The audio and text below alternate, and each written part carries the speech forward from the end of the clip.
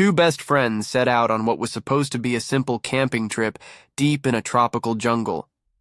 But a sudden storm, a cave lit only by headlamp glow, and a secret that refused to stay quiet would turn it into something neither of us saw coming. The river smelled like rain long before the clouds even gathered. Mist lifted off the trees and drifted low across the water until the whole surface shimmered in a soft, ghostly blur. Every leaf looked sharp enough to cut, edges slick with humidity. I tightened the straps on my pack, tried not to count my steps, and watched Adrian wade through a patch of sunlight that made him look like he'd been brushed with gold. "Bug spray?" he called over his shoulder. "Or are we just surrendering ourselves to the local vampire squad?" I shook the bottle so it clacked against my palm. "I brought two, the industrial strength kind that smells like bad decisions in summer camp." Adrian grinned, quick and bright through the filtered light. "That's why you're my favorite travel partner, Alex. You bring order to chaos. And snacks." "I do prefer order," I said. "And snacks." I swallowed, pretending the way he said my name didn't make something flutter in my chest. His voice always dipped when he said it, lower, warmer, like he tasted the word before letting it go. Adrian didn't mean anything by it. He just had a way of leaning into warmth, of drawing people in without even trying. He could make a stranger laugh, charm a guide into an easier route, or pull a story out of me when I swore I didn't want to talk. We'd planned this Costa Rican trip for months, a long weekend before our lives spun out again.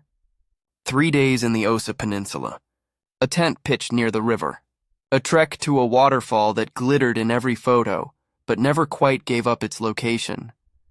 I had a list of birds to photograph and a memory card waiting for the impossible blue of a morpho butterfly's wings. Adrian had a new ultralight stove he couldn't stop bragging about, and a stubborn belief that we deserved to disappear for a while. "You sure we'll have signal near the ranger station if we need it?" he asked, swatting lazily at a mosquito.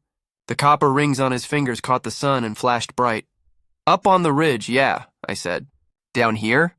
Not likely. That's why we told everyone where we're going and when we'll be back." "Classic Alex," he said, falling into step beside me. The rhythm of our boots kept steady through mud and tangled roots. Always responsible, always prepared, always taking the fun out of everything. "I bring snacks," I said. "That adds fun," he laughed, and I couldn't help but smile. It was teasing, sure, but threaded with affection, the kind that builds slowly, quietly, over years of knowing someone better than you know yourself. He was a tall, chaotic, beautiful contradiction, equal parts science and wild instinct. Most people couldn't believe an environmental engineer could live with that kind of reckless joy. But somehow discipline and wonder coexisted perfectly in him.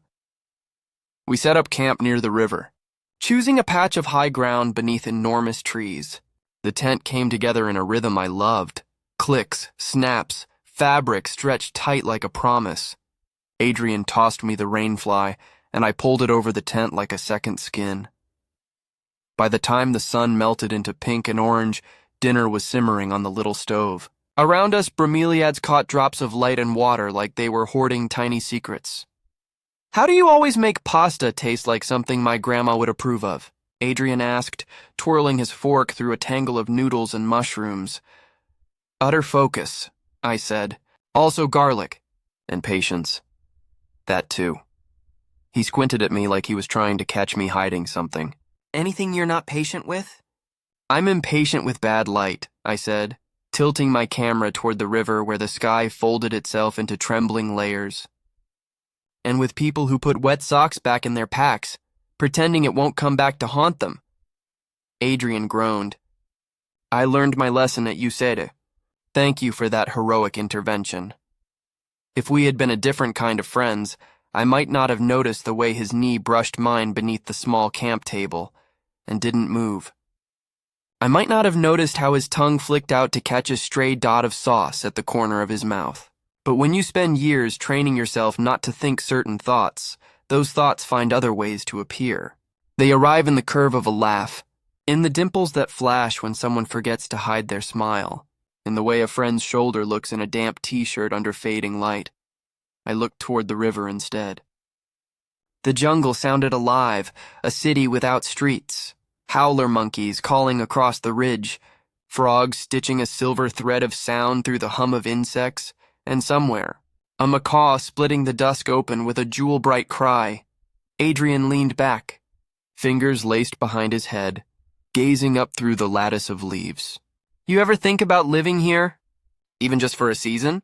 He smiled. Not the charming grin he gave everyone else, but something quieter, nostalgic. To wake up to this, to sweat like it's your job, to feel small. Being small's part of the appeal, I said. It's honest. Cities pretend, the jungle doesn't. You learn where to step and where not to. And if you get it wrong, the ants take you, he said with mock solemnity before softening. Or the river, something tugged at me. I thought of my father, a sailor who loved storms until one loved him back too fiercely. I hadn't told Adrian everything, but he knew enough. Why thunder still made me tense. Why I checked the tent stakes twice, as if the earth might forget to hold us. The forecast says we're fine, I said too quickly. He gave a small shrug, his shoulder brushing mine again. Even if it wasn't, we'd figure it out. That was Adrian. He made room for fear, but never let it take over. He treated danger like another part of the landscape, real but not in charge. It was the thing I admired most about him, and the thing I never quite understood. Because to me, safety had to be earned through preparation. To him, it was built through trust. We washed dishes in the river under the last strokes of light. When darkness finally arrived, it was thick and absolute, the kind that makes you whisper without knowing why. Inside the tent, everything smelled like nylon and faint citrus from Adrian's soap. We lay side by side in our sleeping bags, staring at the ceiling as if it might tell us something true. Tell me a story, Adrian said, voice low and sleepy. What kind of story? One you haven't told me a dozen times. His hand slipped out of his bag, fingers brushing my forearm, an easy, absent gesture that still made my breath stutter. Tell me one about you being brave, I laughed softly. Once in middle school, I stood up in front of class and read a poem about a boy who wanted to be a bird. I used words like tremulous. People laughed because I was 17, and tremulous sounded like something from an old sci-fi radio station. They laughed, and I kept reading. You kept reading, Adrian said softly, his thumb brushing over my arm once, barely there. I did, I said, exhaling. My skin felt like a live wire beneath his touch. See? He murmured. Brave. Not the kind that makes headlines, the kind that gets you through ordinary days. We didn't talk after that. The frogs grew louder. Something big moved in the underbrush, carrying a story we'd never know. When I finally slept, it came hard and fast, dreams spilling over me like water I couldn't stop. A boat tilting. A hand slipping away because it had to. I woke to the scent of rain before the first drop fell, the pressure shift, the quiet breath the air takes before it begins to pour. I sat up and unzipped the tent. Beyond the trees, the sky was a pale line of gray, undecided. Coffee, Adrian mumbled, rolling toward me, his hair smashed flat on one side like a crooked halo. Always, I said, smiling as I crawled out into the damp morning. The pot hissed, beans bloomed, and the smell rose, rich, earthy, like a small promise you could believe in. The sky, though, made me uneasy. Clouds built on clouds, heavy-shouldered and restless. I checked my phone, no signal. Down here, connection was a rumor. A leaf turned slowly in the faint wind. I said nothing.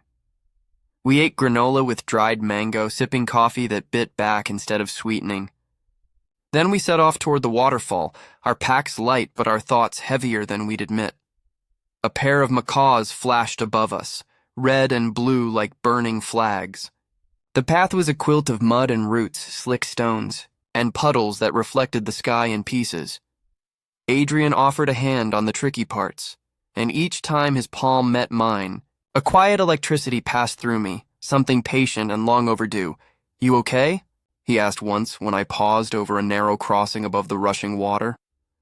I'm fine, I said, though my stomach turned at the sound of the current. He gave my fingers a squeeze before letting go. We heard the waterfall before we saw it, a hum that grew into a roar. Around the bend, the pool appeared, a bowl of green glass shattering under white water. Spray hung like glitter in the air. We stood there and laughed, because beauty that raw leaves no other choice. Bet you can't beat me to the rock in the middle, Adrian said, tugging off his shirt with easy confidence.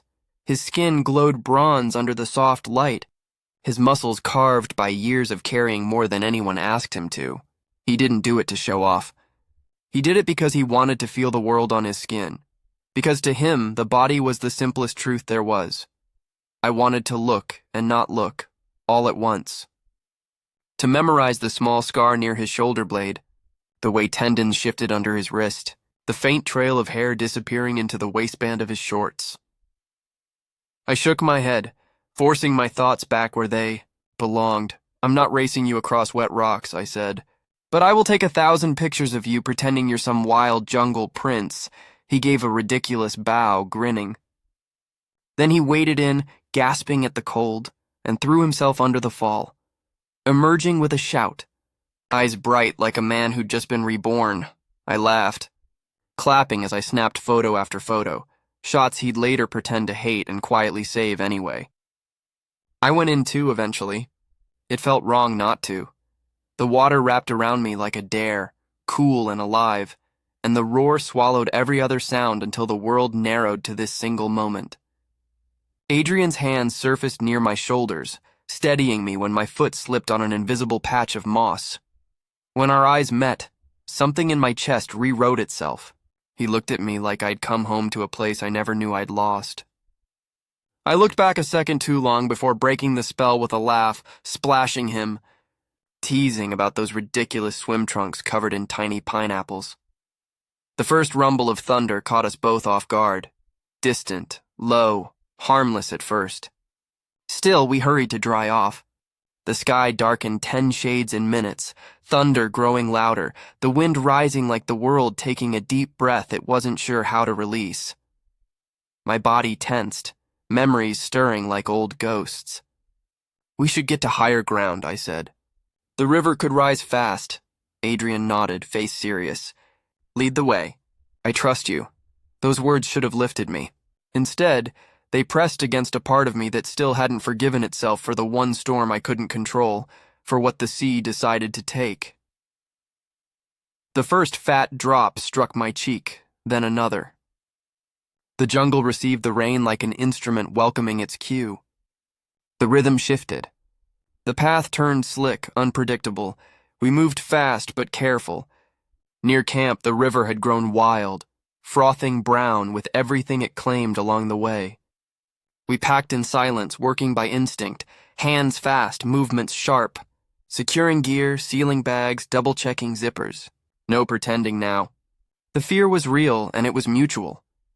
Thunder cracked overhead, lightning carving a furious vein of white across the sky. "Alex!" Adrian shouted, voice taut. "We need to go now!" A gust tore through the trees. I clutched my camera bag tight against my chest, feeling the hard square of my father's old lens case inside, the one I'd cleaned 100 times. The last piece of him that still felt solid. Another crack of thunder ripped the air, and something inside me broke open with it. "You take the stove and my pack," I said, shoving the gear toward him. "I'll grab the rest." We started for the ridge trail, but the ground near the bank gave way under Adrian's boots. He slipped, twisting his ankle as he caught himself on a moss-covered root.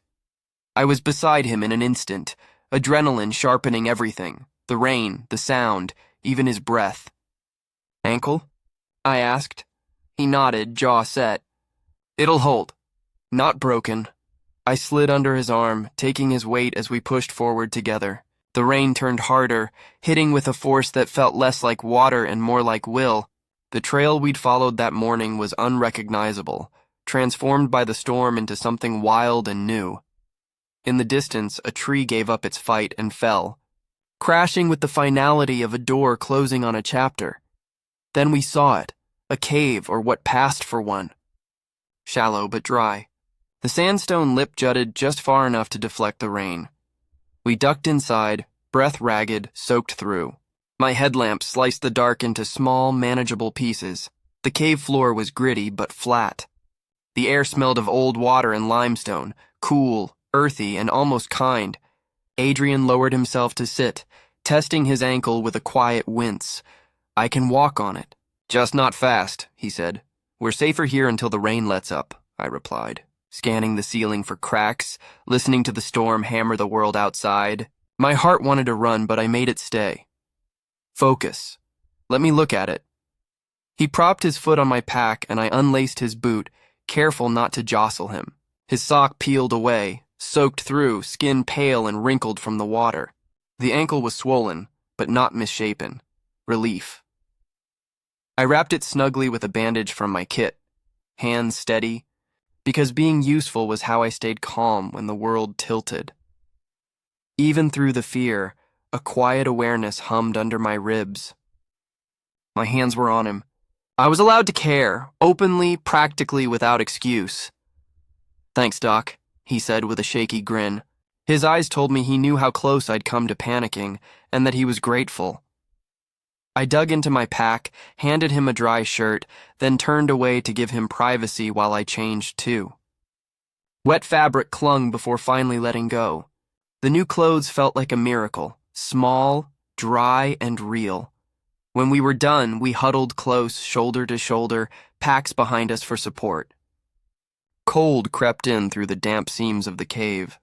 I could feel the tremor in his muscles where our bodies touched. Without thinking, I opened my sleeping bag wide and spread it across both our laps like a shared shield. He looked at me, something bright and raw in his face. "You always know how to make a bad situation better," he murmured. "I try," I said softly. My voice had that thin, storm-weathered sound it always got when I was busy keeping fear small. The rain filled the cave with a single continuous roar. Lightning flashed outside, white, then gone, leaving behind the metallic scent of charged air. Adrian's hand found mine under the sleeping bag, a quiet line of warmth. We sat like that, listening to the sound of rain erasing itself against the ground. "Can I ask you something?" he said after a while, his tone careful. "Go ahead." "Why do you carry that lens like it's alive?" He nodded toward my camera bag, the old leather case looped securely around my wrist, its strap pressed into my palm. I swallowed, throat tight. I could joke. I could deflect. But the storm had stripped me down to essentials. "It was my dad's," I said finally. "He taught me how to use it. It's the last thing of his that still feels like him, not just a memory of him. When the weather turns like this, my brain says hold on, because wind doesn't ask before it takes." Adrian squeezed my fingers. He didn't say sorry. He knew that word doesn't fix everything. Instead, he shifted closer, his thigh warm against mine, his breath brushing my temple. "I hate that you carry that fear alone," he said quietly. "I hate that the storm still talks to you in that voice." "That voice is loud," I admitted, laughing without humor. "It says I should have told him not to go, that I should have learned to swim sooner, or shouted louder, or just been more." "You were 19, Adrian said, voice steady and sure. "You were human." "And he loved the sea. That's part of what made him the man who taught you to see in the first place. You carry that lens because he taught you to focus, not because he taught you to fear." The words landed and stayed. Outside, rain carved ribbons down the hillside. Inside, my headlamp painted the cave walls a soft, forgiving gold. Adrian's face was close, eyes open, steady, unguarded. The sight made something in me ache. "I was going to tell you something at the waterfall," he said quietly, placing each word with care. But then thunder showed up with terrible timing. My heart kicked. "Tell me now," I said. Adrian drew in a slow breath. His hand slid up to my wrist, right where my pulse drummed beneath my skin. "I like you, Alex," he said, and his voice didn't waver. Not just in the friend way, not just in the hiking partner, morning coffee inside joke way. I like you in the way that makes me look for your mouth when you laugh. I like you in the way that makes me want to stand between you and a storm, even though I know I can't. I've liked you for so long that sometimes I forget this hasn't already been said out loud. The cave seemed to tighten around us and open at the same time. For a moment, breathing felt impossible, then suddenly too possible. Every memory rearranged itself. Every glance, every tease, every time he leaned just a little too close, all of it clicked into a new shape. I thought I was the only one, I said, voice trembling. He laughed softly, the sound shaky with relief. Alex, you think I'd jump into waterfalls for just anyone? You think I let anyone else see me tear up over commercials with dads and sons throwing baseballs? I waited because I wanted you to feel safe. Because you carry heavy things and I didn't want to add to that weight. Thank you, I whispered. It didn't feel like enough, but it was what I had. I looked at him, really looked. His hair was jeweled with rain, his face lit by our tiny, ridiculous headlamp. His hand still circled my wrist, his ankle wrapped in my bandage. I thought about all the times he'd carried what I couldn't, my pack, my silence, my hesitation. The way he said my name like it was both a joke and a secret, I leaned in. He met me halfway. The first press of our lips was careful, not uncertain, but reverent, as if something that had waited this long deserved gentleness. He tasted like rain and camp coffee and the quiet sweetness of relief. The kiss deepened with the slow release of everything we'd held back. The cave held us, our breath and our quiet sounds, as though it understood what it meant to shelter something fragile and new. I touched his jaw, felt the roughness of his stubble under my palm. His thumb found the hollow beneath my ear and settled there like it had always belonged. The kiss was soft, deliberate, every sense tuned to him. It was the opposite of fear. When we finally parted, our foreheads stayed touching. Outside, lightning sketched a bruised blue scar across the sky. The rain had softened from fury to rhythm. Adrian exhaled, a small laugh brushing my lips. So, he said, camping trip? Best one, I replied. My mouth felt strange from smiling like that. Strange, but right. We sat for a long time, talking in the small, wordless ways people do after they've finally said the big thing. He told me about a guy he dated last year, how it ended when he realized he was measuring everything against something unnamed. I told him how I dated like I was auditioning, never letting anyone close enough to use my name the way he did. We laughed, softly, a little broken, a little whole. We promised nothing dramatic, just truth, just presence. By late afternoon, the storm began to tire. Outside, the rainforest exhaled. Birds tested the air like it was safe again. We checked his ankle, sore, but holding. We decided to stay the night, which meant dinner was almonds and a protein bar split in half, eaten like a banquet. The world outside was still dripping, but inside the cave, everything was calm.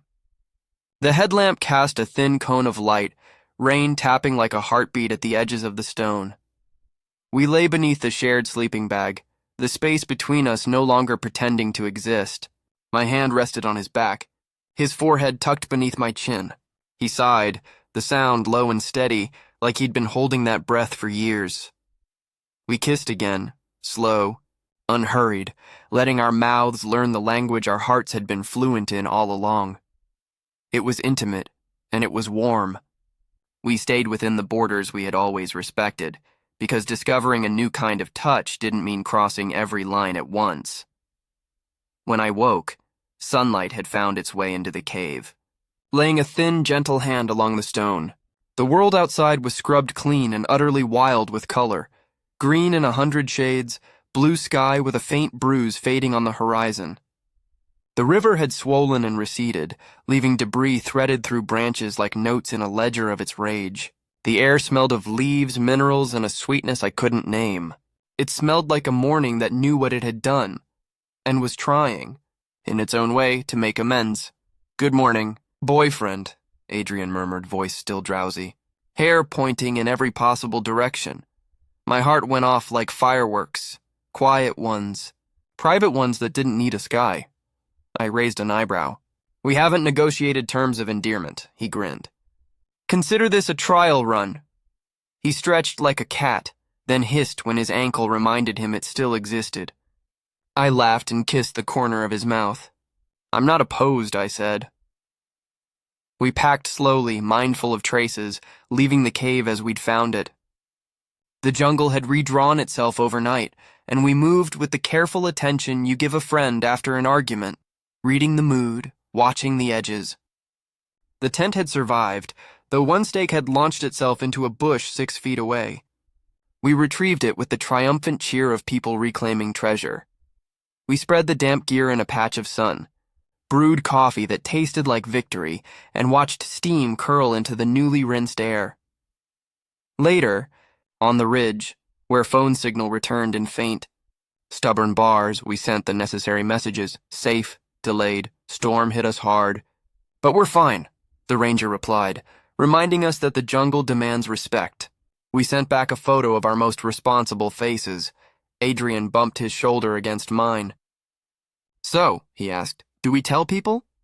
I watched a pair of vultures circling above the canopy, slow and unhurried. I thought of how often fear had made me efficient, how it had also made me small. I thought of his hand on my wrist in the cave, of that exact moment when the world had clicked into focus like a photograph catching the right light. Yes, I said, we tell the people who matter. We tell the world when it feels right, on our time. We don't hide, he smiled. Look at you being brave in daylight. I rolled my eyes, but my grin betrayed me. We hiked back to the river clearing where butterflies practiced the ancient art of being impossible, spinning through sunlight like they owned it. Adrian limped a little. I slowed to match his pace without saying anything. We set up the tent again because we weren't going to let a storm decide when our story ended. That afternoon we read in the shade. Our legs tangled, shoulders pressed close, exactly as we'd always done. But now with the difference that comes when silence becomes its own kind of declaration. When the sun went down, the jungle tuned its orchestra again and we listened, not as two men avoiding words, but as two who had already spoken them, now letting the sound of the world carry them forward. He kissed me goodnight with the easy certainty of someone who knows exactly where his mouth belongs. I fell asleep to the rhythm of his breath and woke with the quiet joy of remembering. You don't have to wish for something that's already here. On our last morning, we watched capuchin monkeys play chase across a fallen log. Adrian held my camera while I tied my boots, cradling it the same way he had cradled me in the cave. Careful and casually possessive. A blue morpho butterfly fluttered across our path, that impossible shade of living blue. I lifted my camera, click, click again, trying to catch it before it vanished into light. Adrian's hand brushed my back, gentle pressure saying everything. I'm here. This is ours. We broke camp carefully, grateful for the rain and grateful it had stopped. Grateful, too, for the jungle that had reminded us sometimes you have to sit inside the storm before you can speak the truth aloud. The trail back to the ranger station felt shorter and longer at once. We signed out, left our permit, nodded at the map like people who had been tested and found worthy, then climbed into the jeep that would rattle us back toward town, toward the smell of frying plantains rising like a familiar song. Back home, Adrian said later, on the flight, his shoulder pressed against mine in the narrow economy seat. I'm taking you to that little bar on 8th, the one where the bartender remembers your name and insults you like it's love. Deal, I said. And I'll show you the sunrise from my fire escape. If you lean left, you can see the tops of the elms. He nodded, smiling at a future he already believed in. And we'll tell your mom on a Sunday with tea. She takes big news better with Jasmine. I squeezed his hand under the airplane blanket. We will. He lifted our joined hands and kissed the back of mine, quick, easy, unself-conscious. A flight attendant passed and smiled at us, that quiet kind of recognition that fills your chest with warmth, the reminder that most people just want to see you happy. We landed in a city too busy to care about our private revelations, and we loved it for that. As we rolled our bags down the block, Adrian started dancing to a beat only he could hear. I laughed and let him pull me in for a spin until he tried to dip me and almost dropped me because of his still tender ankle. He flushed, then looked at me like someone who knew what it meant to survive a storm and come out grinning. The next morning, we sat on my fire escape wrapped in hoodies against the early chill, watching pale gold spill across the buildings. He leaned into me, and I leaned back, a simple architecture that felt designed to last. Below us, the city hummed. Above us, a cloud drifted on. Beside me, the man I loved took my hand and held it like a promise. Happy ending. We didn't stay in the cave forever, but the cave stayed in us, marking the turn we had been heading toward for years. The jungle had given us both a storm and a shelter, and the courage to say the things that can't be unsaid. We came back with gear a little mud-stained and hearts startlingly clear. We told our friends who cheered like we'd won gold. We told our families who asked every question and then sent us home with leftovers. We spent the next season learning each other the way you learn a favorite trail or a great book, slowly, curiously, again and again. We kissed in kitchens and on sidewalks, in summer rain that made me laugh instead of flinch. Months later, we went camping again, this time with 2 rain flies, 1 ankle brace, and a tenderness that didn't need a cave to make us brave. I once thought it was just a camping trip. But the jungle had taught me how to see differently. Sometimes the world narrows to the space beneath a rock ledge while rain calls your name. And sometimes it opens wide, to include the hand you hold and the one you'll keep holding morning after morning, in a light you're no longer afraid to lose.